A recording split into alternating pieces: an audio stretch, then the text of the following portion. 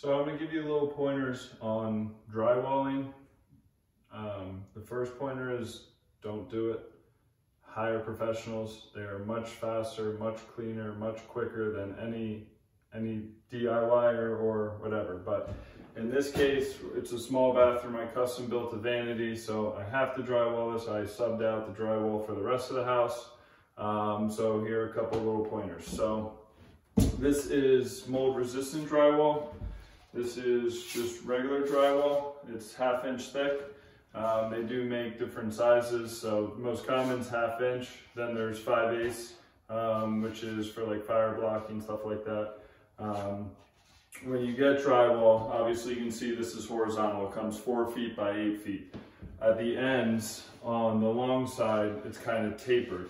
So when you put your tape here and spackle, it's nice and smooth all the way down. Again, I don't do drywall very often, so I try to stay away from it, but when I do, I draw lines where the studs are and then put the screws in. There's a couple ways to do it.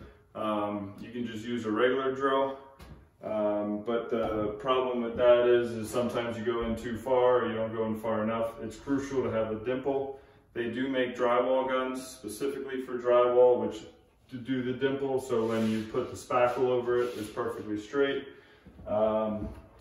They also make, this is my gun, they also make a gun like this that takes screws, so you don't have to hold each screw. You basically just pull the trigger and the next one loads, pull the trigger, next one loads.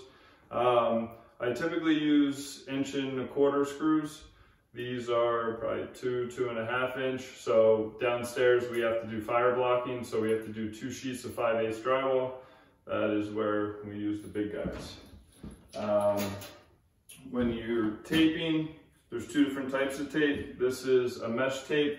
I use this on the seams, and then whenever you do a corner or a ceiling or anything like that, this is paper tape and there's a seam in there, so you just crease it like that and put it in the corner.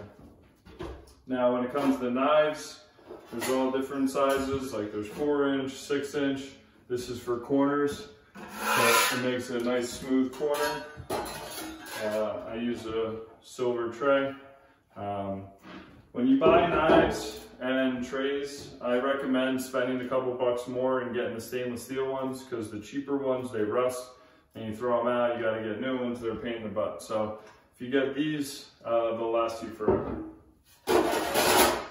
This is a drywall saw, so as you can see down here, we have to cut circles. This is great. They also make a battery operated one, but for small jobs, that does the trick.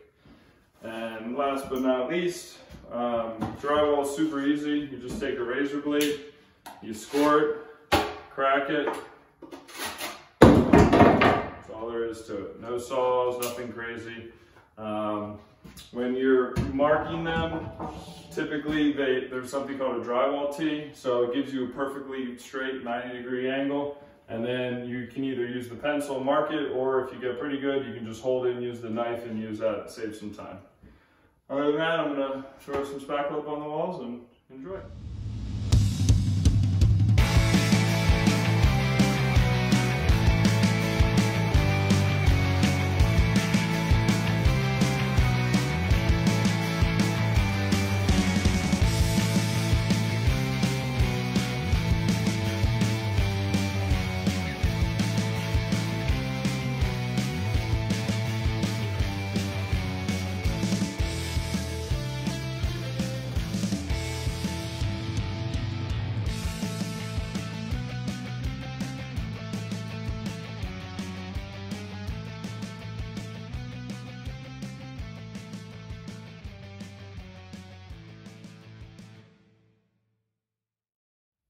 All right, I let this set up overnight. This is the first coat. The key to doing drywall is the less is more.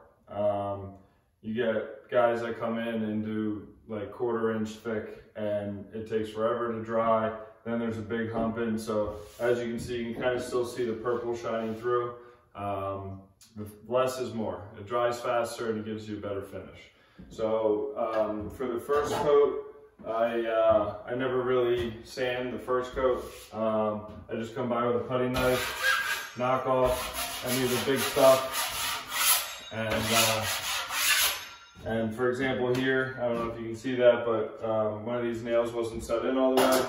So you just come by,